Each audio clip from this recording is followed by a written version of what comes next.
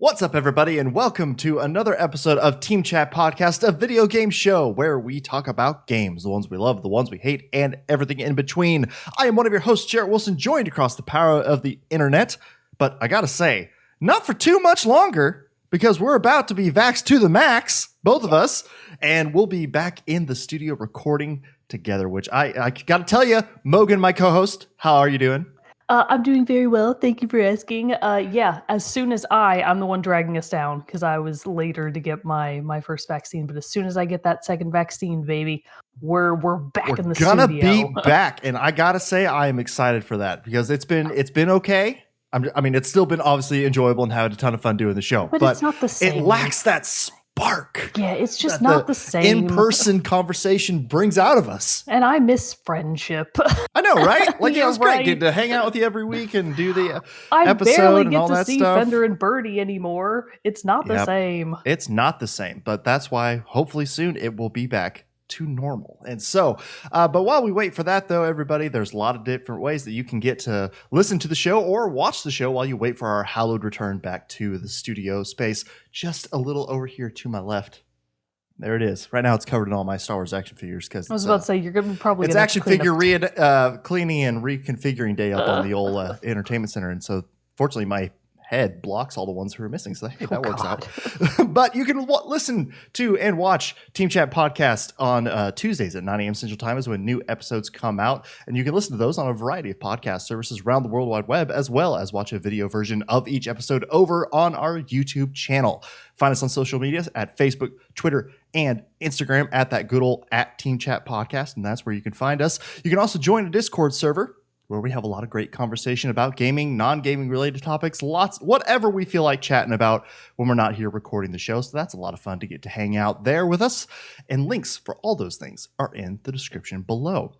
But if you would like to help make the show bigger and better, you can head over to patreon.com/teamchatpodcast, just like Zach S., Susan M., James K., Ben W., Michael B., Mariah K., Fuchsia Rascal, Andrew M., Michael S., and Brandon W. have done to support the show over on patreon.com, where for as little as $1 a month, you can support the show. And in return, we'll give you cool perks like getting the episodes early before its general Tuesday release and access to a private channel on our Discord server, the Rogues Gallery. You also get some extra little special bits of media from us, such as a subsidiary show, Team Chit Chat, where Mogan and I talk about things that are not related to gaming at all. Well, they can be related to gaming, but they're not gaming topics that we talk about. For example, like we talked about Castlevania, the show on Netflix, very gaming related, but not gaming. So it works for that show. Exactly. So, but if you can't do that, that's no big deal at all. We totally understand. And there are other great ways that you can help support the show and get the good word of Team Chat Podcast out to the masses. And you can do that by writing us a review, subscribing wherever you're watching or listening to the show, telling your friends, following us on social media. All that good stuff helps get Team Chat Podcast out there. And we are forever grateful and love all of our patrons and viewers, listeners alike. Heart emojis. The first heart emoji in a while. First heart emoji in a while. Mogan, it has been a minute. And thank you, everybody, for bearing with us as we took a little needed time off just to kind of mentally recharge a little bit. Had a rough couple months here on my end, and so just needed to take a little break. But I'm back, and I got to tell you, we're already into this episode like 5 minutes, and I'm feeling so good. It's good to be back here behind the mics. It's good to be here talking about some video games with you all. And so what we're going to do, though, since it has been a minute since we've been up here, we didn't really have a huge defined topic, really, for what we were going to do. We're throwing it back, Mogan. We're doing a good old shoot the shit episode. We're just going to chat it up and talk about all the stuff that we've been playing and all the stuff that we missed. Yep. And just all kinds of stuff. It's going to be so fun. Stuff that we're looking forward to. It is going to be fun. Looking forward to doing it. But before we get into our main topic of the day, let's get a little bit of news and what's coming out soon in our moment with Mogan. Okay, so I told Jerrett right before we started recording, I was like, oh, good thing not a lot of big games came out while we were away. That was actually wrong. That was a lie. I looked back through the list and I was like, oh no, there were some big things that came out. So real quick, in case you missed it, you don't need to worry about the dates, but Nier Replicant version Near Replicant version 1.224744871139 is out now. That title's obnoxious. I know, it really is. It's like, wow. Anyways, Near Replicant, that's really all you need to know, is the remastered version of the Near Replicant and Gestalt games, which came out many, many years ago. Near Replicant predates Automata by quite a bit, but they've brought it into the modern times, and they have re-released the version Replicant that was originally for Japan only in the West. Back in the olden times, the West got Near Gestalt, and the East got Near Replicant. So we all finally have Near Replicant. There really weren't many differences between the two other than who the main character was, so it's kind of beside the point. The point is, it's an awesome Nier game, so if you loved Nier Automata, you are probably going to love Nier Replicant. So that came out. Some other stuff. Oh yeah, new Pokemon Snap. I haven't actually gotten to pick this one up yet, but I really need to because I was so excited about this game. I'm only behind by 10 days as of this recording. But yeah, new Pokemon Snap is out now exclusively for the Switch. Oh, Nier Replicant, excuse me. Nier Replicant is out for PS4, Xbox One, and PC, not for next-gen consoles. New Pokemon Snap is out for the Switch. So is Returnal. Returnal actually has gotten some pretty interesting reviews out. I know that it's got a couple of technical issues that Jerrett and I might talk about at some point, but for now, Returnal is out exclusively for PS5. So go pick that up when you can. So is Resident Evil Village, yet another game that I also really want to play, but just like I was telling a friend the other day, they were like, "Oh, are you guys gonna get and play it for the show?" And I was like, "It's not the season, you know? It's not fall." No, it needs to be spooky Halloween times. It needs to be spooky Halloween times. So I might buy it now, but I'm not gonna play it until it's spooky Halloween times. But just wait, it'll go on sale. Yeah, anyways, so I do really want to play it, but I'm probably not going to pick it up for a little while because I have to play it during the season. That's true.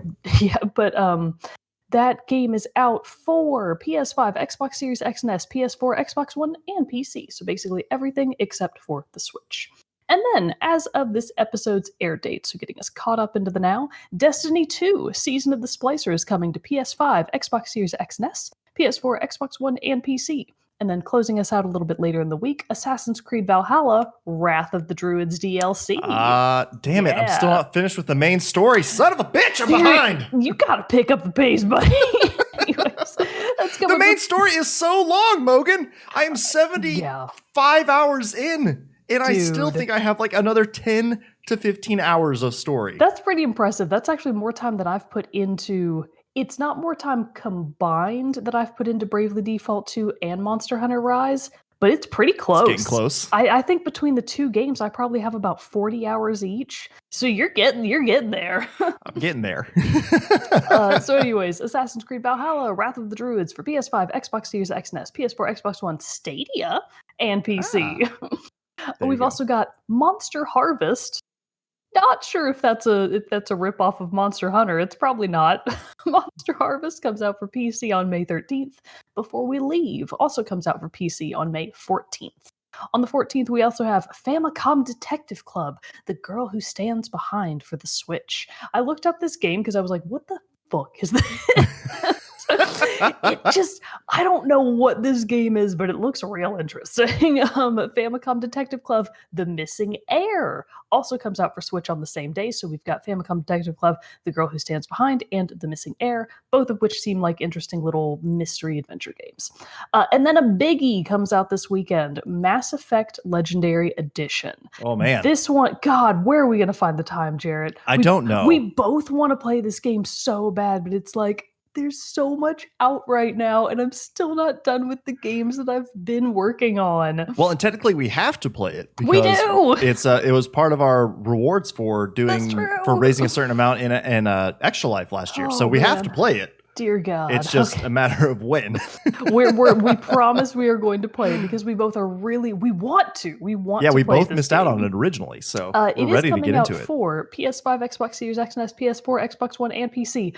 I will say that because this is an older game, even if it's the remaster, This is one that I definitely wouldn't wait around to pick up on next gen consoles. It's like, bro, it's hella old. It's not going to look that much better on next gen. It's going to look fine on current gen. The screenshots and everything that they've put out of it, of how it looks, do look really good, and you can tell a big difference. But yeah, right. I don't think unless they're remastering it to be 4K at 60 FPS, Also, which they might be, and I just missed that. Which would be cool. Part of my reasoning behind that is, I didn't really say this, but I meant to. I was like, they can read my mind. I feel like with older games, don't put them in 4K. Their poor older graphics can't handle it. You don't need to be doing that. Some things look better with a smooth sheen of non-4K-ness over them. Just a nice little blur to Just everything. A nice little blur effect. The blurring makeup industry that blurs your pores is booming. They need that same effect for video games. Mass Effect, if you will. That's true. Anyways. That's true. For the best effect. I got it. I picked up on it late, but there it is. The mass Anyways, and then to close out the very end of the weekend, we have Subnautica is being ported to the Switch on May 14th as well as Subnautica Below Zero. So I know I saw this on Sony's most recent State of Play. I don't think this isn't an expansion. I think it's a real game on its own, right? I think it's like a sequel. Yeah. So Subnautica Below Zero, it's like Subnautica but cold. That comes out on PS5, Xbox Series X and S, PS4, Xbox One, Switch, and PC, also on May 14th. And that gets us through all of this week. Very cool, very cool. A lot came out. A lot did come out. That's what happens, though, when you take a month hiatus off of doing a show. So, stuff comes out, and you got to get all caught up. But you brought up a good point in the moment with Mogan about talking about Returnal, because it's one that we both talked about before. You specifically have said you're very excited about getting to play it.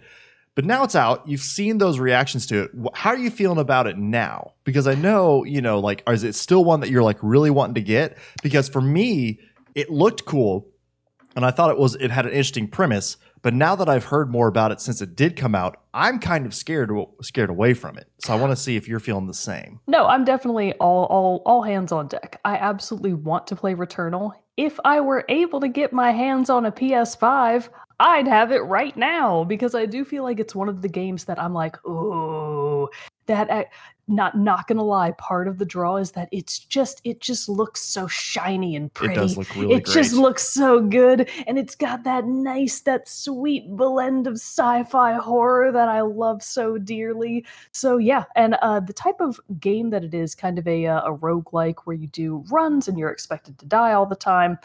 Kind of accustomed to those games, so that also doesn't really scare me that much. Some people have said they liked it more than Hades, which doesn't have as many waifus and husbandos, so let's not get carried away. but also that's just to give you an idea of the type of gameplay that you're expecting. It is like Hades in that it is a roguelike where you do multiple runs through the same areas over and over again, getting different builds and different items along the way, and basically making yourself as survivable as possible to eventually succeed and finish the game. Right. So the thing about it for me that kind of scared me about it is, while it does look great, I'm really excited because it looks, visually amazing. I've heard the advances they make and how the DualSense controller, how it reacts with the haptics and the feedback that the controller itself gives, not to mention also if you have the Pulse audio headset that they have for the PS5, that apparently the audio design for it is just insane as well. The part that scares me away from it is that the runs take 90 plus minutes. And I've seen several people on Twitter talk about how their runs have taken 3 to 4 hours. I straight up just don't have 3 to 4 hour blocks of time that I can sit and play a game. That happens to me where I can play for that long in a blue moon in one setting. And so the problem then becomes, since there's not a save, which I understand is because it's the nature of that type of game, it's all about, seeing how far you can get in that one run, getting what you can gain, and then going back. If you add a save function into that, it kind of takes it away and makes it no different than normal platformer, third person shooter. And so it's kind of the thing where I'm like, it looks great, but I just don't see myself being able to have the time to do it. And plus, since not even putting PS5 into rest mode right now is not a guaranteed way to be able to pause the game, there's just like, I'm just like, that barrier to entry is high. So this is something that I feel like shouldn't be a problem. I feel like this is a either design flaw or a glitch. Am I crazy? Or when they were hyping up the PS5, weren't they like, oh yeah, you can just pause games and go play other games?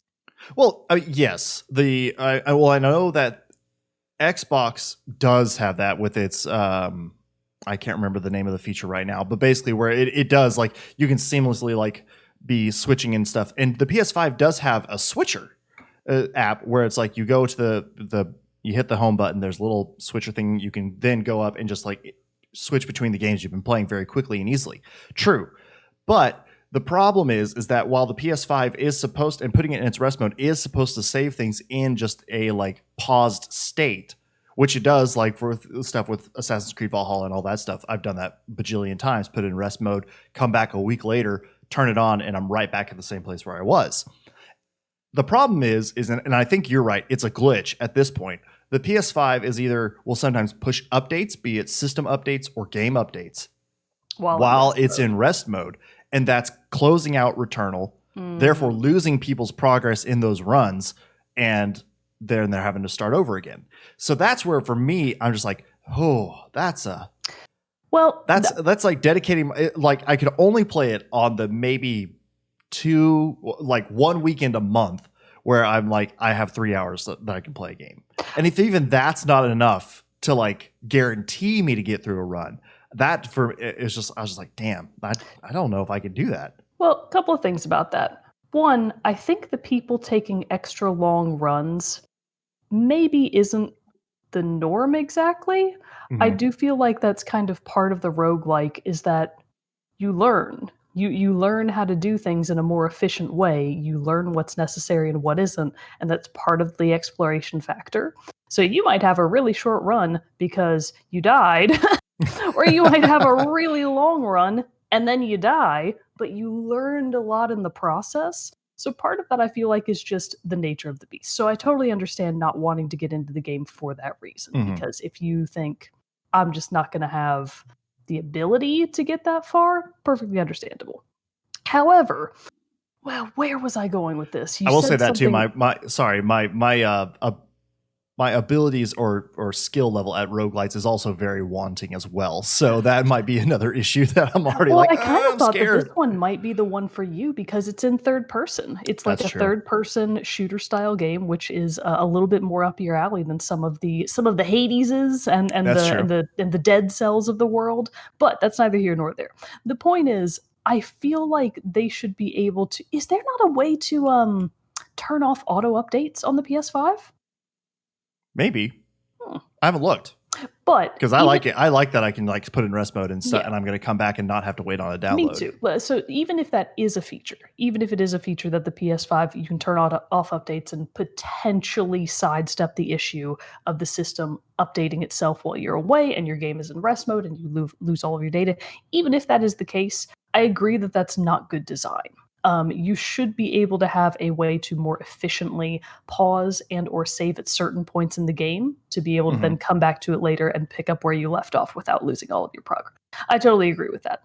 I think that if that's not something, because you can do that in other games. That's not revolutionary. That's not crazy. That's not like a pie in the sky wish list of bring Waluigi to Smash. It's not like that. This is real stuff that other people do. You can do this. So yeah, I'm still extremely interested in Returnal. If I had the console to play it, I totally would. Wish they were porting this one to PS4, but I don't think they're going to, as far as I know, which I get it. It's a next gen game. It's got all the haptics and the whatnot. So I totally understand, but I'm like, I want to play it so bad. Maybe when we get back to recording in person, you can just buy the game and then just, when you come over here to record, hit a couple runs. Yeah, you can do the episodes on your own, and I'll just be sitting there. You'll just be back there. It won't even be like a stream because the audience won't be able to see the game. It'll just be me looking awkwardly off camera playing a game that you can't see me playing. I think that's the next level of streams. And just going, son of a bitch, all the time when you die. God damn it. So if that's one that we're really looking forward to, coming out soon. Another one, which we mentioned that also in the moment with Mogan during the state of play, Ratchet and Clank Rift Apart is looking amazing. It sure is. And it's coming out June 11th, just FYI, So everybody. close. Only for PS5. June 11th, PS5. I think I'm going to actually buy that one physical. I haven't bought a physical game yet for PS5 or haven't even for like PS4 really in a long time, but the box art for it is so cool. I'm like that one I think needs to be. Also, it's an older game franchise. You got to go back to its roots. You got to buy that physical copy. Yeah, no. So I'm probably going to do that. But man, after they showed off that 15 minutes of gameplay, which I normally don't even watch big long gameplay reveals like that especially because like, you know, that's 15 minutes of the game. Granted, in the grand scheme of things, not a whole lot, but I'm also like, I like an air of mystery to when I go into something. I kind of want to walk in and be surprised with what I see. But I mean, in this case, I was kind of like, it's not like a Last of Us Part 2. I can afford myself to watch 15 minutes of what I'm going to see. And it was well worth it because holy shit. It's like, I can't believe how seamless everything goes together, like moving through the rifts to just basically new stages loading in milliseconds. The just overall look of it in like the amount of debris that goes on, destructible environments, and just everything going on. Well, like when it was when they were going through the city that Emperor Nefarious, city, whatever that city whatever is. It's called. When Ratchet like walked through it, or it might have been Rivet at that point too in the gameplay thing, walks up to it, and you just see this like bustling city, and it's not like a matte painting in the background. Like there's stuff going on in every corner and in every distance from you. It was just so alive, and I was like, holy crap. And there was no stuttering, no frame rate drop, none of it. This is kind of like it's just the dig that won't stop. Or I guess it's maybe like, what's it called, beating a dead horse? Yeah. But I was also watching the state of play, and I don't really look at the chat and the comments that much, but in YouTube I could see this much, just a little sliver of the chat on the live stream, and everybody was like, Cyberpunk 2077? And they were like, wow, it's Cyberpunk 2, it's already out. And I was hilarious. Like, yeah, I get it. I mean, yeah, it kind of looked like it for sure. It gave that Cyberpunk vibe for sure.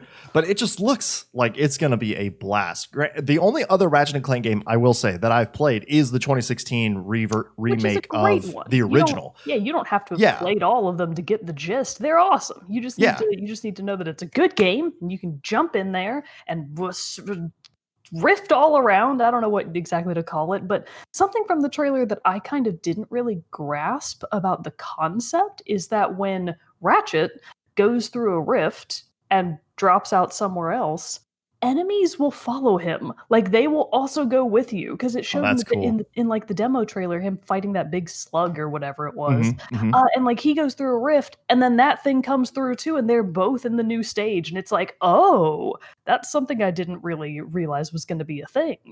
Yeah, it's pretty sweet. It's like it just looks so good, good. It looks so good.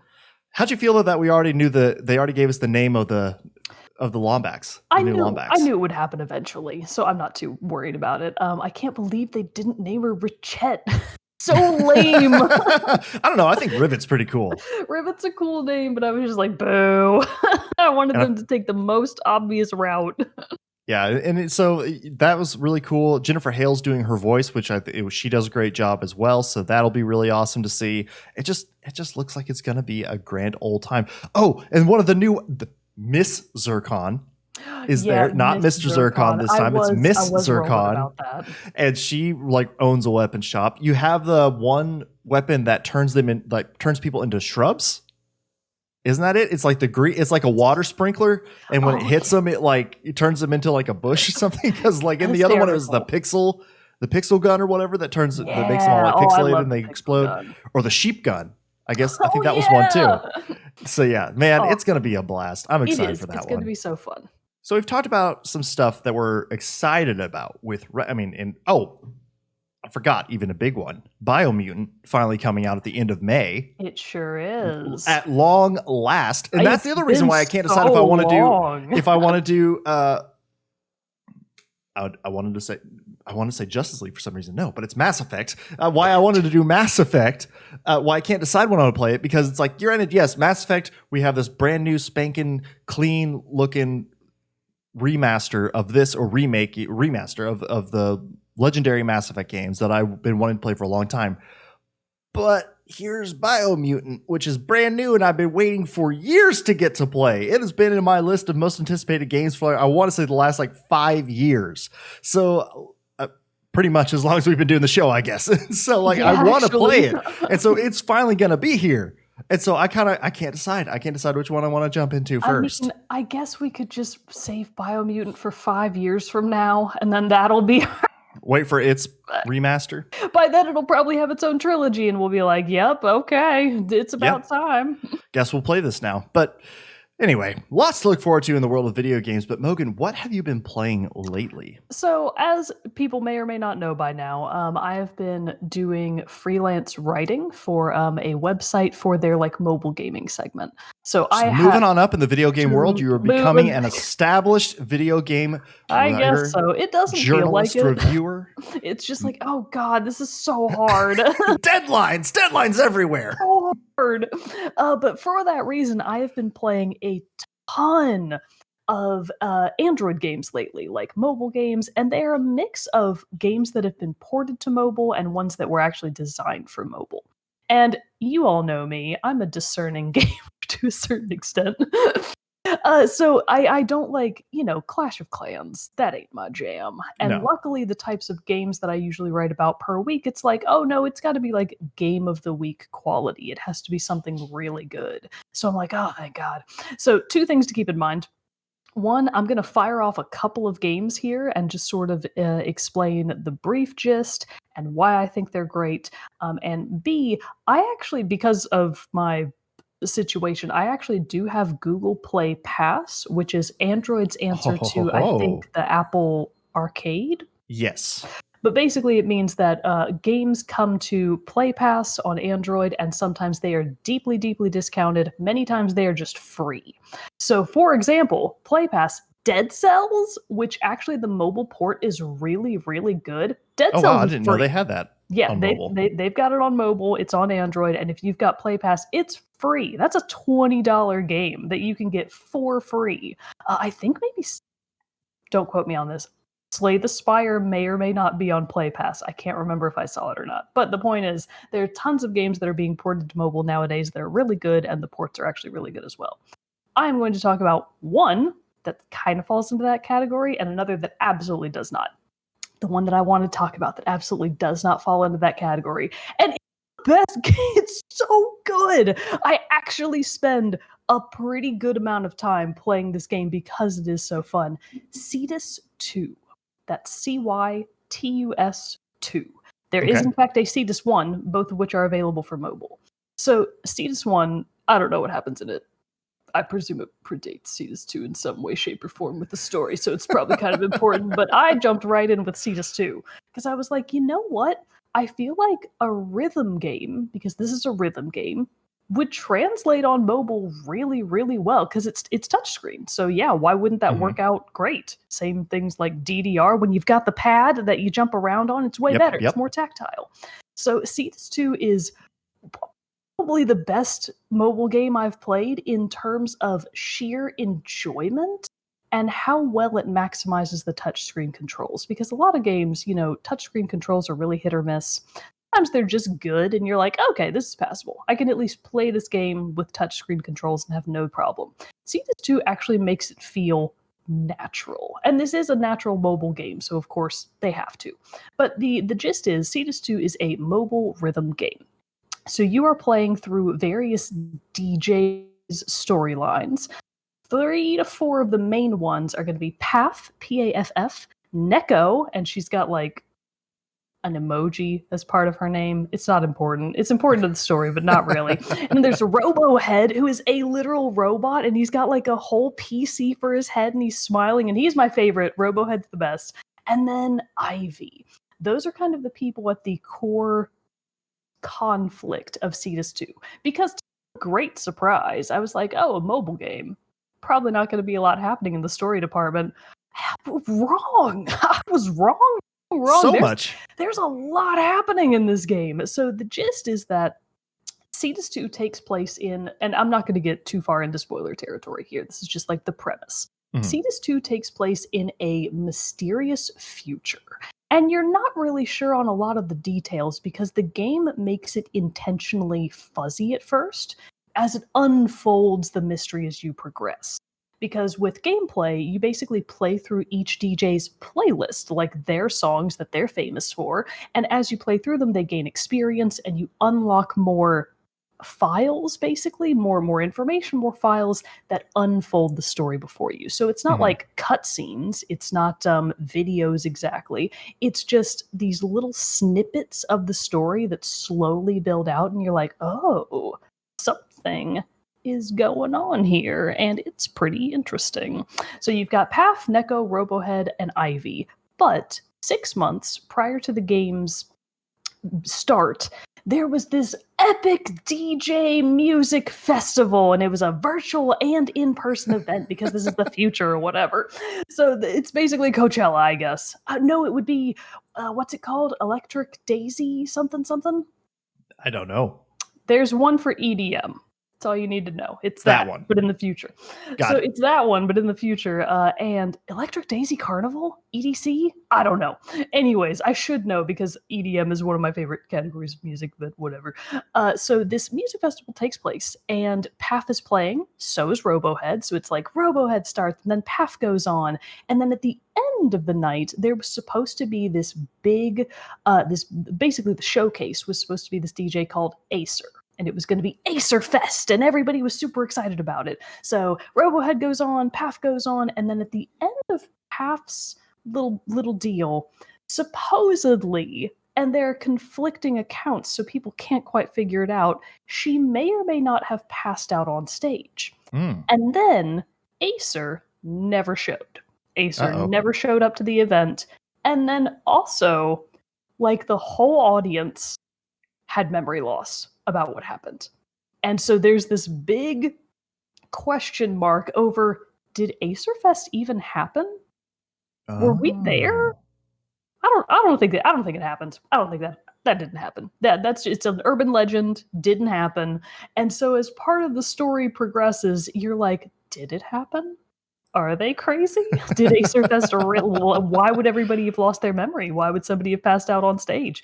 So yeah, it's just this interesting mystery all around music, and there's a bunch of extra sci-fi stuff going on at the sides that I can't really tell you about without giving a bunch away, but Cetus 2 exists in a bananas future, and it's really fun, and I'm having a great time with it. And one of the big things that I think makes it so interesting is that whenever you're playing through somebody's playlist, like Neko, for example, when you play one of her songs and get a passing grade, because this is a rhythm game, you get grades for everything, you can get, I think, down to a C.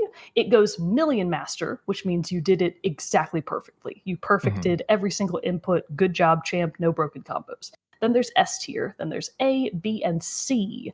I think below C is considered a fail, so it doesn't count. I've gotten a handful of fails so far. Not that many C's, mostly A's and S's. And anytime I go back and look through my playlist, and I'm like, I got a B on that one? What was I drunk? What was I doing? So it's an amazing game. You get graded on all of your mobile, not all of your mobile, all of your playlists. And whenever you complete a playlist, basically the game has a built-in forum, like a chat forum, where just these random people will come on and comment about things. The different DJs will make it. It kind of feels like Twitter. It feels like Twitter, but it's within the game itself. And obviously it's all pre-done, which for starters, the writers had to write 80 bazillion tweets basically to this insane game, and I feel really bad for them, but they did a great job. So essentially it'll be like, oh, okay, so Path's coming out and she's got an official tweet about an upcoming concert. Cool. And then you scroll through and basically read everybody's replies. That's actually kind of important. I was like, what the fuck is this? When I first started playing the game, there's a lot of story packed into those weird little pseudo tweets. So that's actually where most of the story lives, is this fake messenger forum chat type thing where everybody will just comment and talk about, like, Acerfest. what's going on with Neko? Is Path okay? Pray for Path. Hashtag pray for Path. You'll get it when you play the game. So anyways, Cetus 2 is incredible. As far as how it actually plays, it's just your two thumbs. It's you and your two thumbs. Godspeed, champ. So each track has up to 4 difficulty levels. There's easy, hard. What's the third one? Expert? No, it's something stupid. Dance Master? No. The top one is glitch. What's the third one? It doesn't matter. We'll say expert. That's fine. Okay. So there's easy, hard, expert, and glitch. And I, just for fun, I one time clicked on a glitch one. I was like, we'll see how this goes. I can't imagine a world where a human being is capable of getting anything on glitch mode. I was like, it's that hard. I don't think this is possible. It clearly is. People do it all the time, but I'm like, no. I live not for me and my thumbs. Not for me and my thumbs. I live squarely in easy and now hard mode. I'm getting better at hard mode. So I guess with practice I might be able to get there someday, but probably not. So, within each of the levels of difficulty as well are a numbering system. So easy 1 is easier than easy 2, than easy 3, etc. The same thing goes for hard mode. So hard 5, not that hard. Hard 8, pretty hard, and so on and so forth. Now, the inputs themselves are a mix of just dots. Basically, the game has a metronome that kind of bounces up and down the screen just like this in time to the song. So there's a little white line that indicates the metronome, so the beat for each of the games. And as the metronome goes up and down, a mix of lines and dots, basically, will appear on the screen that you have to press in time with the metronome. So if something appears on the screen down here, you have to hit it when the metronome overlaps with that particular note. So basically, just in time to the songs, you're doing a series of hits and like kind of weird like drawing things. Like, you know, on a piano where you just run your hand down the keys and go, kind of like that. they look visually like that sounds. It's so hard to describe rhythm games because, like, how do I tell people what this is like? Right, you hit on the cues, and you do random side things for runs. Exactly, yeah. It's just a mix of these like run-on notes, singular notes, held notes. So you have to hold specific inputs for a certain amount of time in order for them to actually go off, etc. The complicated part is making sure that you actually hit them all. And it's very hard to describe why it's fun, but it's so fun. I mean, if things like that are very rewarding. Yeah, if you've ever played this is actually one of the first real rhythm games I've ever played. I never played GarageBand, ever. I think I played DDR maybe once or twice in my entire life. Not frequently, because did we own DDR? I don't recall, but I didn't play it much. So this is one of the first rhythm games I've ever really played. It is top tier, 10 out of 10 would recommend, and there is a free version. So you can actually pick up Cetus 2 for free. I got it on Play Pass, which just means that I got the base game and all of the DLC. Because there's a ton of DLC. There are downloadable additional playlists, extra tracks, there are skins for characters, there's all kinds of stuff that you can get out of the game. With Play Pass, it's all free and already unlocked. If it's not, you can actually wind up spending an exorbitant amount of money on Cetus 2, which I would not recommend. I think that what's free in the game is already good enough that you really don't need to purchase all of the additional bonus tracks. You might want a couple of additional characters because some of the just for fun DJs are still really fun to play. Because something else that's really interesting about Cetus 2 is that each DJ has their own signature sound. And at first I didn't really pick up on it as I was just clicking around, not really understanding what I was doing. But after I really started playing the game, I was like, oh, I get it now. Path has her own sound. Neko falls squarely into like chiptune glitch style EDM. Robohead is specifically, what's it called? It's gonna kill me not to know. Where like there's a lot of subwoofers. I don't know. I'm not as versed in these. I can't believe I'm blanking. Dubstep. He's specifically dubstep. Jesus. Duh. It was Like the gonna most kill basic of. the most basic one, but he's a robot, so he can't help it. So each of them kind of has their own signature sound, and some of the additional DJs that you can get just for fun have like piano, and some of them are really like Chinese music inspired. And it's like, oh, this is awesome. So sometimes, even when you're not playing the main story characters, just playing the bonus characters for fun is great.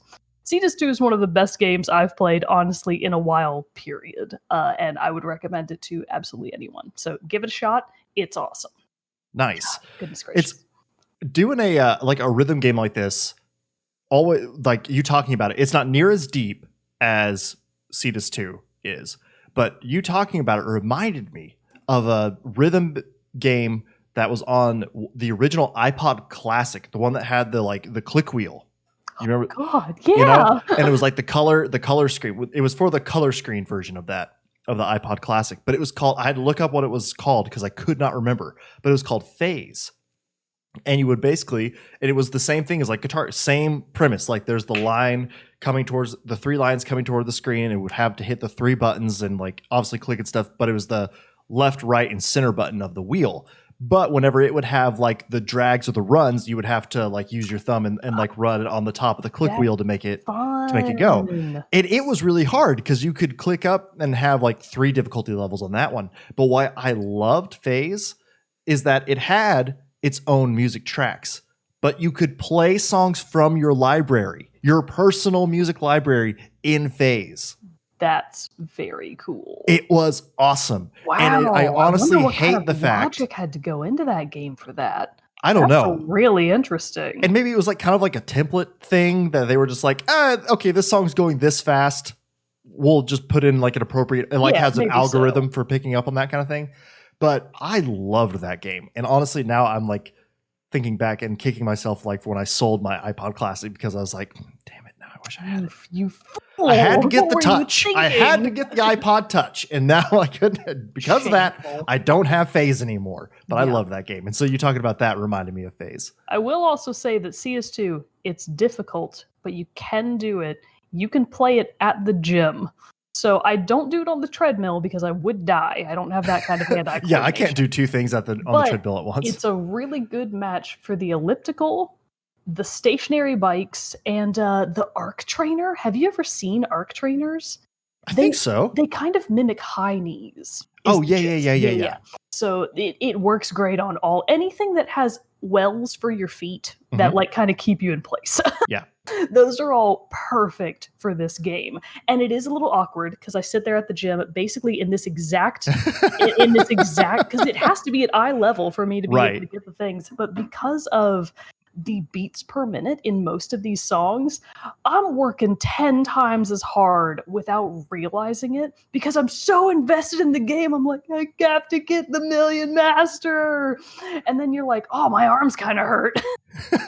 Who needs Ring Fit Adventure when you have Cetus 2? You know what I'm saying? Yeah, everything is fun with Cetus 2. So 10 out of 10 would recommend. Please go pick it up. It's such a good game. I love it. Awesome. And I wound up talking about it way more than I thought I would, so maybe we won't talk about the second game. Maybe we'll save it for later. Give us a little tease, though. What's it called, at least? So I can sum it up pretty quickly, I think. Ticket to Earth. And if you hear me say Ticket to Ride... I was about to say. It's just a mistake. I love the board game Ticket to Ride. It'd be really fun to play on the show someday if we could make it work, but that's not the case. It is Ticket to Earth. Ticket to Earth is a super interesting mix of a turn-based strategy RPG combined with tile matching. So imagine a grid, just like a little square grid. Got it. It's in my head. Each of the tiles on the grid can be one of 4 colors. They can be red, yellow, purple, or blue. Got it. Those tiles correspond to abilities that your character has. So purple is the mind ability. Red is heart. Yellow is hand, which is melee. It's just fight mode. And then blue is something else. I forget what blue is. But the gist is that in each grid, on each board, you have your playable character and then various enemies that'll pop up around the board. you have to draw lines along the board between you and your enemies for two different reasons. One, it gets you more strategic placing around the board to either engage or disengage with the enemies. Mm-hmm. B, it charges up your abilities. So as you run along the grid, if you're running along a long line of red tiles, you're powering up your heart-related ability at the same time. So, for example, if I wanted to have a really powerful melee attack on an enemy, I would want to draw the longest possible line along yellow melee tiles that I possibly can before eventually landing at that enemy to then beat the crap out of them. Oh, cool. So that's the gist. But there's something a little bit extra in the mix that makes it super fun. You can only run along tiles of one color at any time. So part of the game is making sure that you are leaving yourself both ins and outs from any scenario, because once you run along a long line of purple tiles, they are replaced by miscellaneous tiles of the other colors. So once you land, you then have to go from there on whatever is in your immediate area. So if you accidentally screw yourself and you are left with only like 2 tiles over here, 2 tiles over there, surrounded by enemies, can't really move, you're going to die. And this is actually a game that I have died in many times. I have lost countless times, and every time it's like, I guess I'm too stupid. I guess I'm too stupid for this game. Because it's really hard. Yeah. And it's also really rewarding because I'm just really into the future. I just like the future, man. This is another futuristic sci-fi game. Nice. But it's actually it's got much more, I guess, traditional storytelling than Cetus 2 does. Cetus 2 is very like tangential story. You can actually ignore it if you want to and just play the game, but I get a lot out of really digging into that. Ticket to Earth is not like that. Ticket to Earth is presented as first of all, the art style is really cool. It's got a really nice art style, kind of like a vapor wavy color palette going on. And the story is told through basically moving comic panels. So moving is a bit of a stretch there, but what I mean is moving you along. So basically just comic panels that come up with dialogue bubbles for each of the characters, and that's how you're told the story. So you start as character Rose, and Rose and her friend, who has some bonkers future name, I can't remember what it is, we'll call her ZZ. I don't remember what her name is. But Rose and her friend live on basically a mining colony. A mining colony 10 years away from Earth. So they live on this mining colony at basically the lowest possible level of society. Because when this mining colony was founded, I don't know, 100 years ago or something, the people that started the mine, the founders, kind of created an extremely rigid hierarchy that no one can break out of. So it's a little bit too much like modern times. The rich stay and get richer and the poor stay and get poorer. Yeah. That's what's going on in Ticket to Earth, is that you're in this mining colony that is in societal upheaval because people have finally had it and there's some shit going down. But you can, in theory, purchase a ticket aboard the starship that can take you back to Earth. But the journey takes 10 years. Oy. So when that starship pulls back into port, if you can't afford the millions of dollars, this is relative to the game, the millions of dollars needed to get aboard that starship, you're not going anywhere. So it's got this really interesting socioeconomic plot going on under the surface. Not even under the surface, it's on the surface. Birdie. Oh my, Fender, get him! Back from... Wait, get Fender more into frame. Look at his little face. Fender! No, there he is. There it is. Boy. Kind of see it. So you have this socioeconomic subplot boiling just underneath the surface of society. You know that stuff's about to start happening, and you just have to play through it. So between these comic panel bits of story, you have your actual gameplay, which is on the grid system that I described earlier, and interspersed throughout the game are a lot of nice RPG elements, like your abilities, your 4 different kind of color-coded abilities. You can eventually unlock better ones. So as you succeed at any given encounter, you get more points to allow you to unlock and purchase A, more active abilities that that overlap with your 4 different colors, and B, passive abilities. Like, for example, you might be able to, okay, here's a passive that is running across red heart tiles, also heals you for 1 HP for each tile. That's a good one that I locked down immediately because I was like, I'm dying too much. I got to get some heals in there. So those are the kinds of passives that you have, like get more money at the end of an encounter, get more experience, get more healing, that kind of stuff. Very traditional RPG elements that just make things a little bit more strategic that I really appreciate. And I won't go too much into this because it is kind of later game stuff, but you do eventually get more characters beyond just Rose, and their stories interact and intertwine with each other in ways that are really interesting. Technically, Ticket to Earth was told originally because this game is about four to 5 years old by now. I think it came out in 20. Oh God, when did it come out? Hang on, stand by. Ticket to Earth, not Ticket to Ride.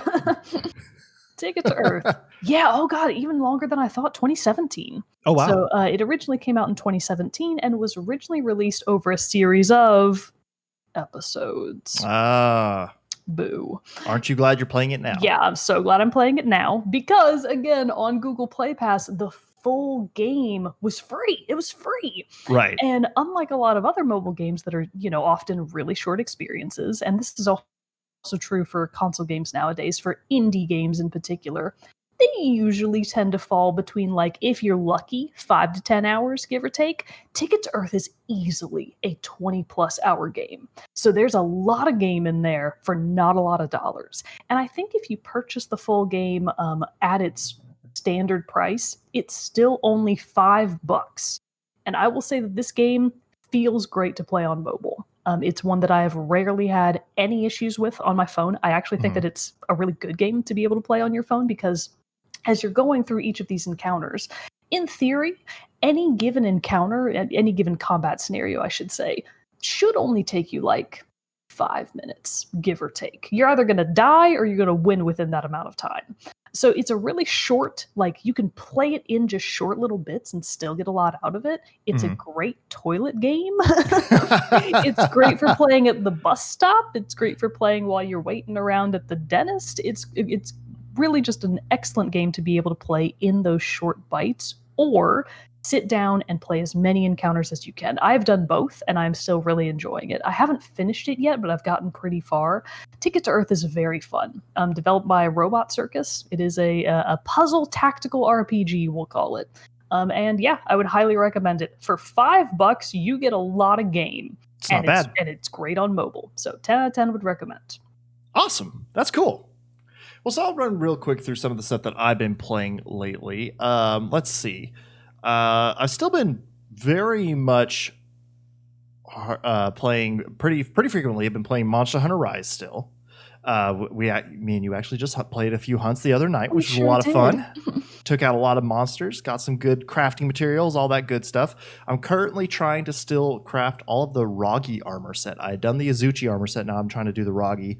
And then I'm trying to figure out which one I want to do next, because now I'm starting to get up with those higher tier monsters. Done a couple, rampage missions, stuff like that. So now I'm starting to get some good stuff. So I'm trying to decide which monster I want to go to next. But been still having a ton of fun in that game. Like, honestly, I'm completely surprised how much fun I'm enjoying it and how much I want to keep playing it and everything. Because, like I said, it's exactly what I thought. Not having the group in World and being so far behind in Monster Hunter World was why I was like, this isn't clicking. It's fun. Yeah. I get the appeal, but it's just not for me. Rise, having it, starting it, playing it at the same time as everybody else did with you, Bro, Mogan, Cody, and all that, like we did in our last episode. Like, it's been just a blast playing it, and that gives me enough to go into the single player stuff, and I've been spending a lot of time in there too. I'm just having a good old time. Yeah. And I know that we touched on this when we did our first impressions as well, but still, this is still true for me. I've been playing Rise alone so much more than I ever played World on single player. I never played World single player. Rise, I'm actually like, yeah, I'll sit down alone and play like 4 hours of Rise because that's how much fun I'm having in it. Nice. But then other than that, still making my way through Valhalla. Like I said, got like probably another 10 hours of that one. I was really trying to get it done soon. Because can I get a quick plug-in for a really old song that probably nobody knows? Sure. Are you familiar with the band Blind Guardian? They're like one of the old, by this point, they're like one of the old greats of metal. But they have a song called Valhalla you should look up the live version. Like Blind Guardian played a live version of Valhalla at one point. It was awesome. Okay, I'll have to check it out. It's a great song. Kind of fits in with the theme. Anyways, it's just super fun. I've been playing through that one though still, and like I said, it's still I'm like really loving that game. I just kind of it's taken me. I've slowed a little bit now because I did just kind of hit the point when I hit about the 70-hour mark. I was like, I need to have something else. Fortunately, that's when Monster Hunter Rise came out. That's when Outriders came out, and I've been playing both of those a lot. So I now have this like nice little mix of 2 games that I can go to for some quicker fun. You know, like play a couple hunts, run through a mission or an area in Outriders, get a little loot, level up my characters a bit, do that kind of stuff. That's great for like during the middle of the day play. But Valhalla is still my go-to, like when I do have the time to like to dedicate an hour or 2 into some games, is going through Valhalla. And it's still presenting a really fun time. I'm still really enjoying that world. Eivor is still a fantastic character. I'm getting very curious to see how the story wraps up. So that's fun that it's still holding my attention there.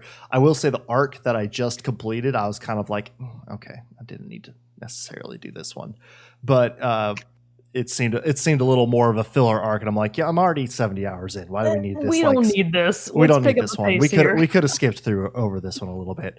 But so I kind of do understand a little bit now the argument of people have made that games being too long or getting too long. I will say that and play this. I'm kind of like, I'm having a blast, but yeah, I see where you could trim a little bit of the extras out of this, streamline it just a tad, and we'd be golden. But the combat's still really fun. I'm still enjoying. Like, I do like how it bounces around from Eivor's story to then it also, you do have some storylines and arcs that take place with the Norse gods, and like, so you got, Thor, Loki, all those people hanging out up there that you get to do, and go to other places like Jotunheim, Asgard, stuff like that. So that's all pretty cool to get to like have those touches of the mythology in there as well. And so it's just been a fantastic story, and I'm loving it, having a great time. Outriders, like I said, yeah, I've been playing a lot of Outriders. I did decide to go ahead and pick that one up, and have been going through it. It's a ton of fun too. It's like, I'm still kind of holding that it's like the grittier Destiny. It's like a little more violent, a little more gory Destiny. But I really am really enjoying the learning of like how to do its builds and its character builds and stuff, and like how its crafting system works as I've been getting into the higher levels and higher world tiers.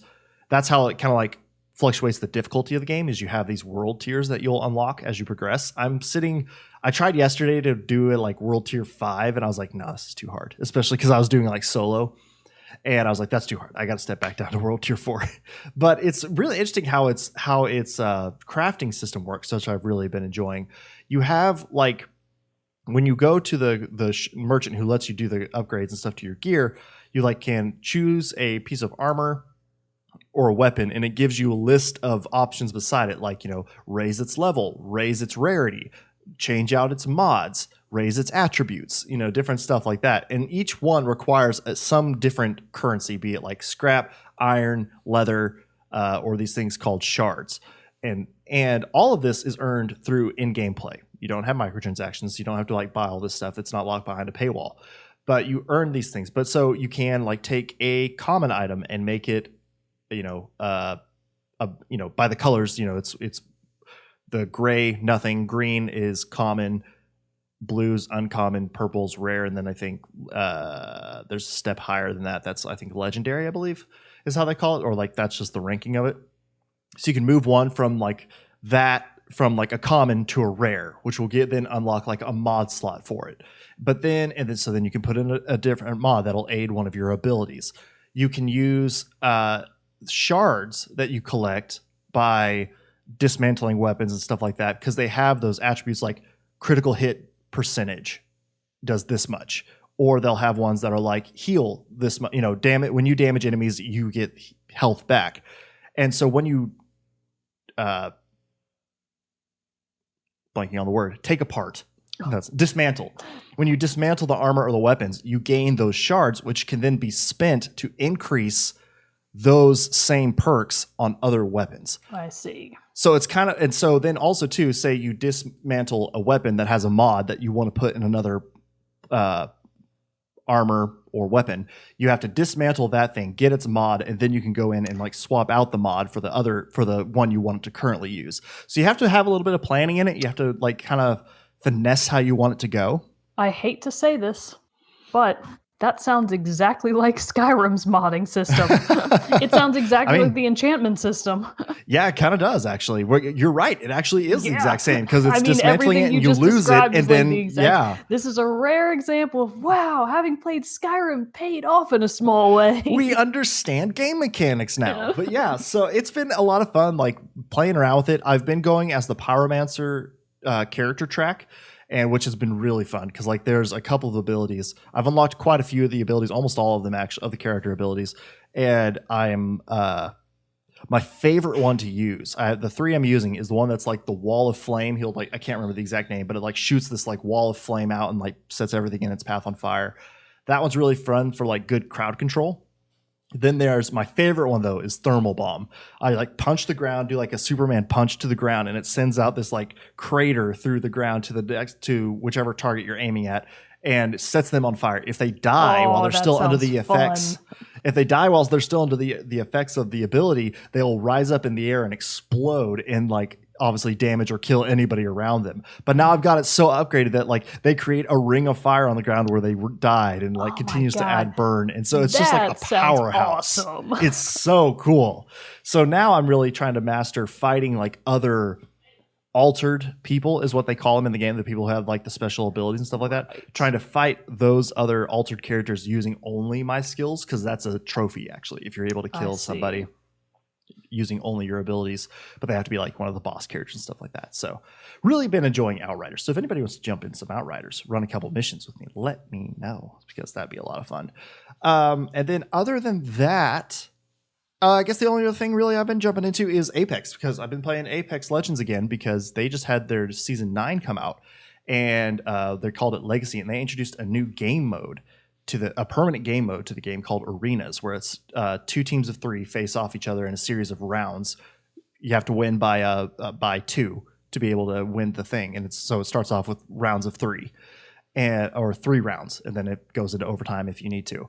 And it's just a brand new way to play the game. It has like a market system at the beginning where you have a select allotment of currency and stuff where you can buy weapons, upgrades, armor, not armor, but like shields or grenades and different stuff like that for your characters. And after the end of each round, you have another buy phase where you can buy higher level stuff. Your armors will automatically increase, but it's played on a set of smaller maps, obviously not the huge maps that are used for Battle Royale. It's like little areas, but it's just so much fun for quick action, quick get to the combat, get to the fighting immediately. And it's a really, really fun mode. I've played it at this point. I know this is the week it came out, so I've played 2-3 matches of Arenas, and I've won like 2 of the 3 that I've played, so I felt really good about that. Nice. One, we were even down 2 people versus 3, and we still won, and it felt great. And that means that other team of 3 had like me. I was the third person, and I was like, sorry, I can't really help. I can't do anything. And then they also introduced a new legend, Valkyrie, who is a flight-based character. She has like a jetpack on her, and which she's actually in her moveset, like her tactical ability, I guess, is that she does like a missile barrage, and so it looks very Pharah-esque. Oh, which is cool. I'm looking at her now. This is just Pharah. That's really funny. But what's really cool about her and her character, and having her in Apex Legends now, is that she is the daughter of a character that you fight in Titanfall 2. So she's it's like a very even more direct lore tie-in to Titanfall 2 than what we've had, because everybody else has been like, everybody in the game obviously is new characters, and there's still Cuban Blisk, who's like the head of the Apex games and stuff like that, and he's like who recruits him. He's who like you fight a lot in Titanfall 2, like one of the main bad guys that you fight in Titanfall 2. And so you see him a lot in like cutscenes or the like little videos they make, animated shorts for like lore videos and stuff they put up on YouTube. You see him a lot there, but this is the first like direct tie from a character other than Cuban Blisk into like, I believe, I could be speaking out of turn, but still like a very direct thing. Oh no, because there's Ash. Okay, I'm speaking on my ass. I don't know what I'm talking about. But basically, it's very cool because they're starting to really like put these more solid anchors into the lore of Titanfall 2 and stuff like that, which I think is great. And then too, because of that hype about Valkyrie coming out, and her jetpack is like made out of the salvage from her father's Titan. So that's kind of like another like kind of tie into there too. Neato. And so there's a lot of that stuff. And because of that, Titanfall 2, to like celebrate, they've had a free weekend on Steam, and its numbers like skyrocketed, and the game like had this massive surge of popularity. So like if there wasn't enough signs that we need Titanfall 3, like we need Titanfall 3.